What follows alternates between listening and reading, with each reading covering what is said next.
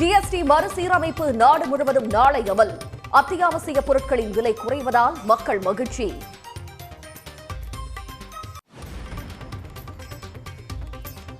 GST குறைப்பால் நாட்டின் வளர்ச்சி வேகமெடுக்கும் என பிரதமர் மோடி நம்பிக்கை. உள்நாட்டு பொருட்களை மக்கள் அதிகம் பயன்படுத்தவும் வேண்டுகோள்.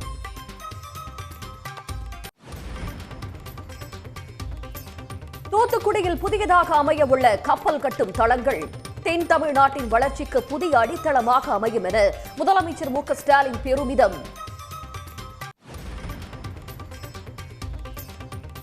மற்ற அரசியல் கட்சிகளின் உட்கட்சி பிரச்சனையில் பாஜக தலையிடாது. எடப்பாடி பழனிசாமியுடன் 1 மணி நேரம் ஆலோசனை நடத்திய பின் நயினார் நாகேந்திரன் பேட்டி.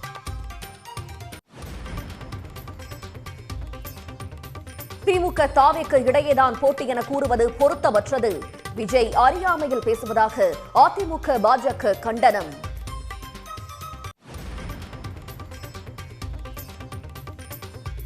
அடிப்படை புரிதல் இன்றி வன்மத்தோடு விஜய் பொய்களை பரப்புவதாக விசிக எம்எல்ஏ ஆளூர் ஷா நவாஸ் குற்றச்சாட்டு. அவதூறுகளை பரப்பும் அண்ணாமலை ஆளுநர் ரவி இடத்தை பிடிக்க விஜய் துடிப்பதாகவும் புகார். திமுகவை எதிர்ப்பது உண்மை என்றால் விஜய் அதிமுக கூட்டணிக்கு வர வேண்டும். அதிமுக முன்னாள் அமைச்சர் ராஜேந்திர பாலாஜி அழைப்பு.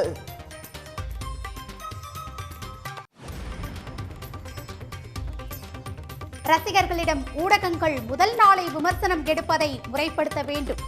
நடிகர் சங்க பொதுக்குழுவில் வடிவேலு வலியுறுத்தல்.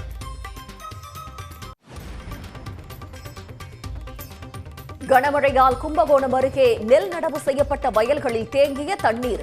600 ஏக்கரில் இளம் நெற்பயிர் சேதமடைந்திருப்பதாக விவசாயிகள் கவலை.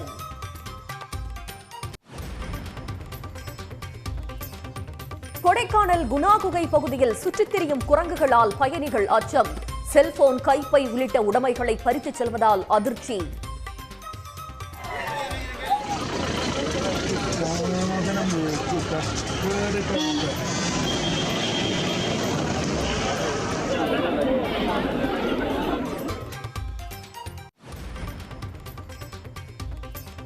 மகாலய அமாவாசையையொட்டி நீர்நிலைகளில் குவிந்த மக்கள்.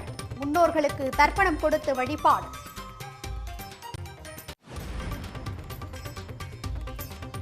சாத்தனூர் அணையில் இருந்து வினாடிக்கு 3000 கன அடி நீர் வெளியேற்றம்.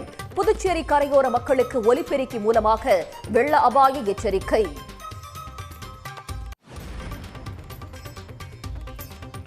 திருவனந்தபுரம் நவராத்திரி விழாவுக்கு சென்ற முருகன் விக்கிரகங்கள். களியக்காவிளையில் 2 மாநில போலீசார் துப்பாக்கி ஏந்தி வரவேற்பு.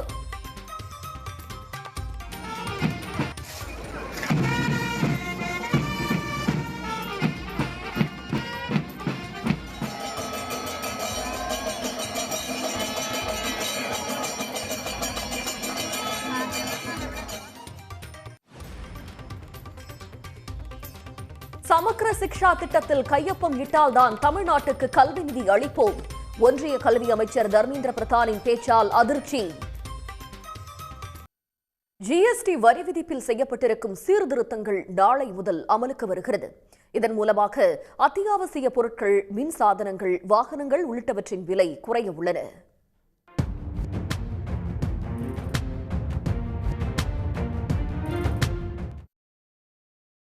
ஜிஎஸ்டி எனப்படும் சரக்கு மற்றும் சேவை வரி விகிதம் 4 இருந்து 2 அடுக்குகளாக குறைக்கப்பட்டுள்ளது. இதன் மூலம் பால், முட்டை, தயிர், உப்பு உள்ளிட்ட அத்தியாவசிய உணவுப் பொருட்களுக்கும் பன்னீர், பீஸா, பிரெட் ஆகியவற்றுக்கும் வரி விலக்கு கொடுக்கப்பட்டுள்ளது. இதேபோல 33 உயிர்காக்க மருந்துகள் மற்றும் தனிநபர் மருத்துவ காப்பீட்டுக்கு ஜிஎஸ்டியில் இருந்து விலக்கு கொடுக்கப்பட்டுள்ளது. வெண்ணெய், நெய் உள்ளிட்ட பால் சார்ந்த பொருட்கள், தின்பண்டங்கள், குளிர்பானங்கள் உள்ளிட்ட உணவுப் பொருட்களுக்கான ஜிஎஸ்டி வரி 12% இருந்து 5% குறைக்கப்பட்டுள்ளது. தேங்காய் எண்ணெய், ஷாம்பு, பற்பசை, சோப்பு உள்ளிட்ட அன்றாடம் பயன்படுத்தும் பொருட்களுக்கான வரி 18% இருந்து 5% குறைக்கப்பட்டுள்ளது. குழந்தைகள் பயன்படுத்தும் பாட்டில், டயப்பருக்கான வரி 5% குறைந்துள்ளது. ஏசி, டிவி, பாத்திரம் கழுவும் இயந்திரம் உள்ளிட்ட வீட்டு உபயோகப் பொருட்களுக்கான வரி விதிப்பு 28% இருந்து 18% குறைக்கப்பட்டுள்ளது. நீர் தெளிப்பான், சொட்டு நீர் பாசனத்திற்கான உபகரணங்கள் உள்ளிட்ட வேளாண் பொருட்கள், டிராக்டர்கள் மற்றும் அதன் உதிரி பாகங்களுக்கான வரி விதிப்பும் 5% குறைக்கப்பட்டுள்ளது. கார்களுக்கான ஜிஎஸ்டி 28% இருந்து 18% குறைக்கப்பட்டுள்ளது. இதனால் Maruti Alto, Suzuki Spresso, Swift Dzire காரின் விலை குறைய உள்ளது. இதேபோல் Hyundai i10, Tata Tiago, Tata Nexon காரின் விலையும் குறைவதால் கார் பிரியர்கள் மகிழ்ச்சி அடைந்துள்ளனர். ஹூண்டாய் கிரெட்டா, மஹிந்திரா தார், ஸ்கார்பியோ, டொயோட்டா இன்னோவா, ஃபார்ச்சுனர் கார்களுக்கான விலையும் கணிசமாக குறையும் என்பதால் கார் பிரியர்கள் இரட்டிப்பு மகிழ்ச்சி அடைந்துள்ளனர். ஜிஎஸ்டி வரி சீர்திருத்தம் காரணமாக இந்திய பொருளாதாரத்தின் புதிய அத்தியாயம் நாளை தொடங்க இருப்பதாகவும், வரி குறைப்பு அனைத்து பிரிவினருக்கும் பயன் தரும் என்றும் பிரதமர் மோடி தெரிவித்துள்ளார். நாட்டு மக்களுக்காக உரையாற்றிய பிரதமர் மோடி ஜிஎஸ்டி வரி சீர்திருத்தம் நாளை நவராத்திரி முதல் நடைமுறைக்கு வர உள்ளதாக கூறினார். இனிமேல் 5 மற்றும் 18% என்று 2 வரிமுறைகள் மட்டுமே இருக்கும் என்று குறிப்பிட்ட பிரதமர் 99% பொருட்களுக்கு 5% ஜிஎஸ்டி வரி மட்டுமே விதிக்கப்பட்டுள்ளதாக தெரிவித்தார். ஜிஎஸ்டி வரி குறைப்பு என்பது மக்களின் சேமிப்பு திருவிழாவாக இருக்கும் என்று கூறியுள்ள பிரதமர், வரி குறைப்பால் நாட்டு மக்கள் 2.5 லட்சம் கோடி ரூபாய் சேமிக்க முடியும் என்றும் இது அனைத்து பிரிவினருக்கும் பயன் தரும் என்றும் குறிப்பிட்டுள்ளார். समय बदलता है, देश की जरूरत बदलती है, तो नेक्स्ट जनरेशन रिफॉर्म भी उतने ही आवश्यक होते हैं. इसलिए देश की वर्तमान जरूरतों और भविष्य के सपनों को देखते हुए जीएसटी के ये नए रिफॉर्म्स लागू हो रहे हैं. வரி குறைப்பால் பெண்கள், விவசாயிகள் பயனடைவர் என்று தெரிவித்துள்ள பிரதமர், அன்றாடம் தேவைப்படும் அத்தியாவசிய பொருட்களின் விலைகள் குறைந்துள்ளதாகவும், புதிய தலைமுறை நடுத்தர வர்க்கத்தினருக்கு இரட்டிப்பு பயன் கிடைக்கும் என்றும் உறுதியளித்துள்ளார். வரி குறைப்பால் நாளை முதல் டிவி மற்றும் ஸ்கூட்டர்களின் விலை குறையும் என்றும், இந்தியாவில் தயாரிக்கப்பட்ட பொருட்களையே மக்கள் வாங்க வேண்டும் எனவும் பிரதமர் மோடி கேட்டுக்கொண்டார். आज जाने अनजाने हमारी रोजमर्रा की जिंदगी में बहुत सी विदेशी चीजें जुड़ गई है, हमें पता तक नहीं है. हमारे जेब में कंघी विदेशी है कि देसी, हमें पता ही नहीं है. ஜிஎஸ்டி வரி சீர்திருத்தம் இந்தியாவில் வர்த்தகம் செய்வதை எளிதாக்கும் என்றும், இந்த வரி சீர்திருத்தத்தால் நாட்டின் பொருளாதார வளர்ச்சி அதிகரிக்கும் என்றும் பிரதமர் உறுதிபட தெரிவித்தார்.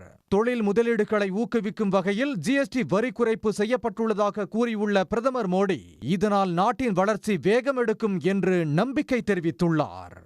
பிலிப்பைன்ஸில் அரசுக்கு எதிரான போராட்டத்தில் வன்முறை வெடித்ததால் பதற்றமான சூழல் நிலவுகிறது. ஆயிரக்கணக்கான மக்கள் ஜனாதிபதி மாளிகையை நோக்கி பேரணியாக சென்றதால் பரபரப்பு ஏற்பட்டது. பிலிப்பைன்ஸ் தலைநகர் மணிலாவில் நடைபெற்ற ஊழலுக்கு எதிரான போராட்டத்தில் வன்முறை வெடித்ததால் நகரமே போர்க்களமாக மாறியது.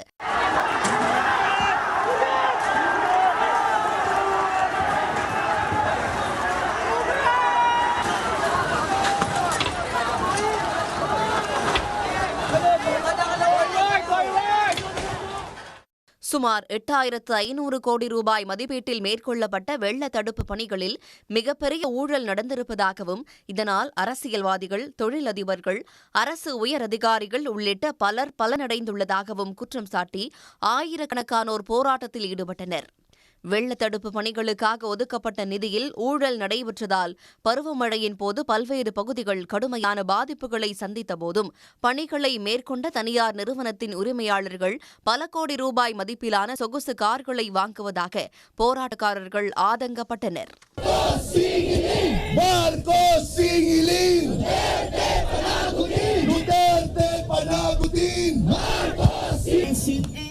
தலைநகரில் பேரணியை தொடங்கிய போராட்டக்காரர்களை கட்டுப்படுத்த மணிலா பூங்கா பகுதியில் ஆயிரக்கணக்கான பாதுகாப்பு படையினர் குவிக்கப்பட்டிருந்தனர். தொடர்ந்து முன்னேறிய போராட்டக்காரர்கள் ஜனாதிபதி மாளிகை முன்பு போராட்டத்தில் ஈடுபட முயன்றபோது பாதுகாப்பு படையினருக்கும் போராட்டக்காரர்களுக்கும் இடையே மோதல் ஏற்பட்டது.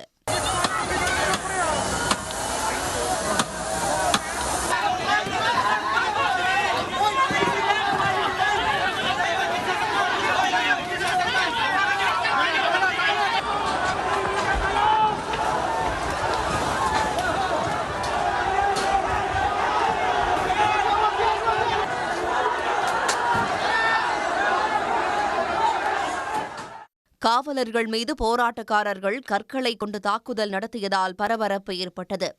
நிலைமையை கட்டுக்குள் கொண்டுவர பாதுகாப்பு படையினர் போராட்டக்காரர்கள் மீது தடியடி நடத்தியதால் பதற்றம் அதிகரித்தது. இந்த நிலையில் அமெரிக்கா, ஆஸ்திரேலியா நாடுகளின் தூதரகங்கள் போராட்டம் நடைபெறும் பகுதிக்கு தங்கள் நாட்டினர் செல்ல வேண்டாம் என்று அறிவுறுத்தியுள்ளது.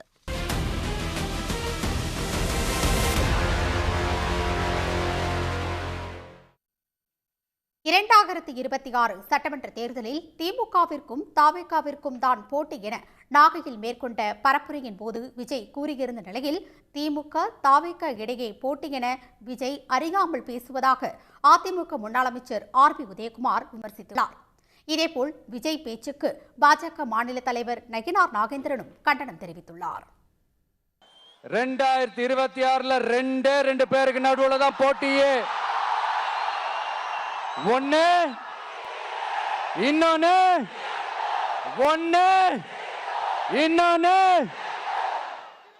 தம்பி விஜய் இப்பதான் கட்சி ஆரம்பிச்சிருக்காங்க.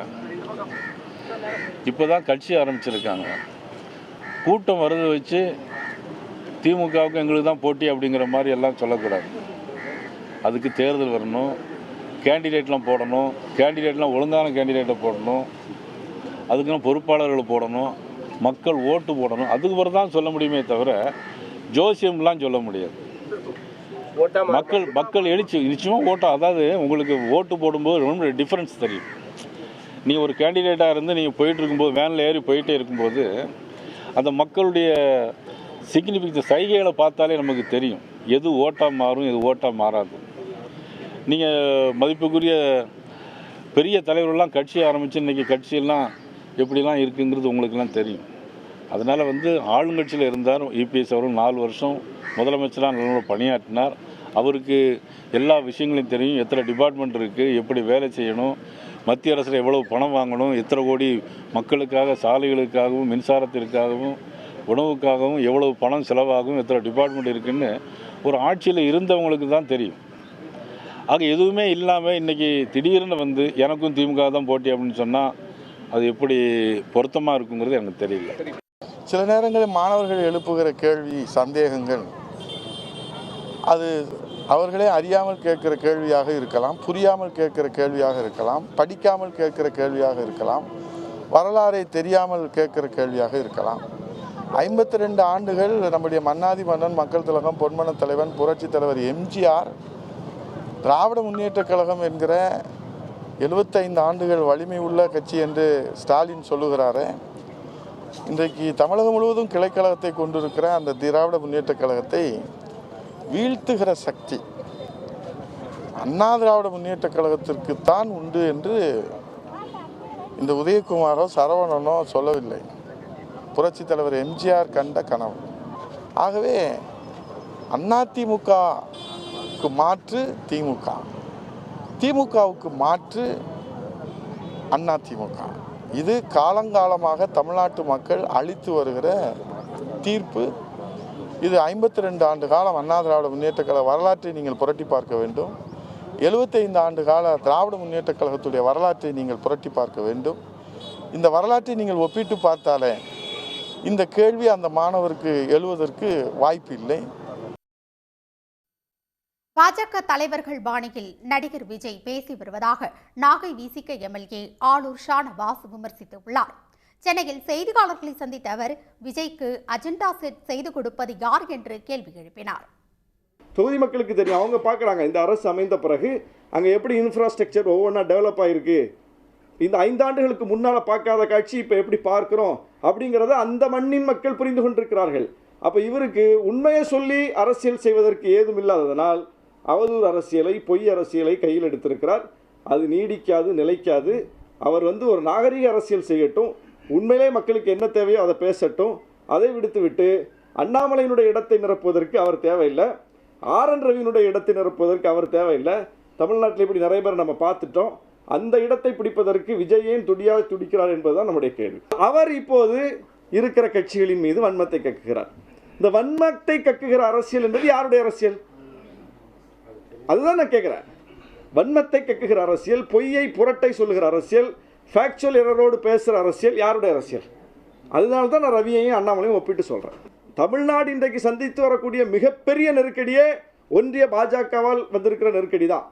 நம்முடைய மாநில உரிமை தொடர்பான விஷயங்களில் பாஜகவோட நிலைப்பாடு, ஒன்றிய அரசுடைய நிலைப்பாடு, கல்வி தொடர்பான விஷயத்தில் ஒன்றிய அரசுடைய நிலைப்பாடு, நம்முடைய நிதி ஆதாரங்கள் விஷயத்தில் ஒன்றிய அரசுடைய நிலைப்பாடு, நம்முடைய நதிநீர் பிரச்சனைகளில் ஒன்றிய அரசுடைய நிலைப்பாடு, ஒவ்வொன்றையும் பாருங்கள், எந்த பக்கம் திரும்பினாலும் நமக்கு முட்டுக்கட்டை போடுவதாகவும் நமக்கு முரண்பாடான கருத்தை கொண்டு வந்து நம் மீது திணிப்பதாகவும் இருப்பது யாரு?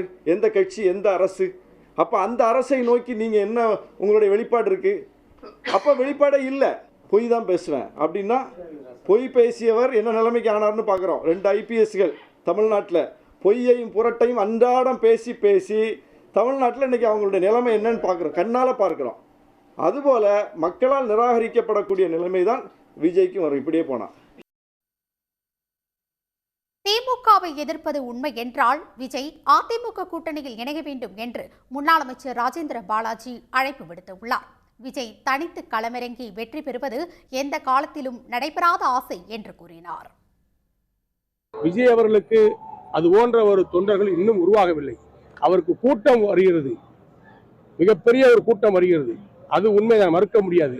அவைகளெல்லாம் ஓட்டாக மாறுமா என்று சொன்னால் களத்தில் சென்று பணியாற்றக்கூடிய பக்குவத்தையும் தேர்தல் வியூகத்தையும் தேர்தல் விவரங்களையும் மக்களை சந்திக்கின்ற பாங்கையும் அவர்கள் புரிந்து வைத்துக் கொள்ளக்கூடிய அளவுக்கு தேர்தல் முகவர்களாக அவர்கள் மாற வேண்டும்.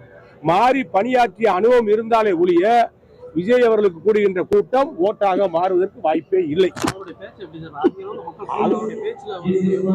அதை விட அஜித் வரட்டும், 2 பங்கு கூட்டம் அதை விட அதிகமா கூடும். சூப்பர் ஸ்டார் ரஜினிக்கு கூடாத கூட்டமா? வித்தியாசமான ஒரு அணுகுமுறையோடு தான் விஜய் வருகிறார். ஆனால் அவர் தனித்து நின்று களம் இறங்கி ஜெயிப்போடு சொல்வது என்பது இந்த காலத்தில் எந்த காலத்திலும் நடைபெறாத ஒரு ஆசை, நடக்கவே நடக்காது. அந்த எண்ணம் ஒரு காலம் ஈடேறாது. நல்ல யோசனை செய்து அதிமுக கூட்டணிக்கு தான் அவர் வர வேண்டும்.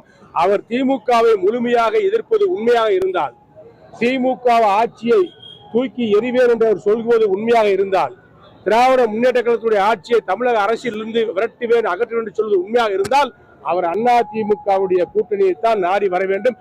அதிமுக கூட்டணி அங்க வைப்பதுதான் அவருக்கு சரியான ஆலோசனை, சரியான முடிவு. சமக்ர சிக்ஷா அபியான் எனப்படும் ஒருங்கிணைந்த பள்ளிக்கல்வி திட்டத்தை அமல்படுத்துவதற்கான புரிந்துணர்வு ஒப்பந்தத்தில் தமிழ்நாடு அரசு கையொப்பம் இட்டால்தான் நிறுத்தி வைக்கப்பட்டு உள்ள 2152 கோடி ரூபாய் நிதியை விடுவிக்க முடியும் என்று ஒன்றிய கல்வித்துறை அமைச்சர் தர்மேந்திர பிரதான் மீண்டும் கூறியுள்ளார்.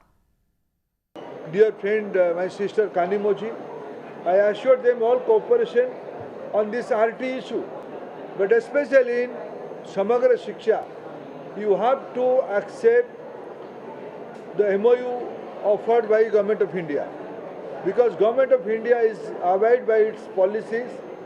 It has to be mutual. You cannot impose your political priority above the interests of students of Tamil Nadu. உடனுக்குடன் செய்திகளை தெரிந்து கொள்ள சன் நியூஸ் பெல் ஐகானை கிளிக் பண்ணுங்க.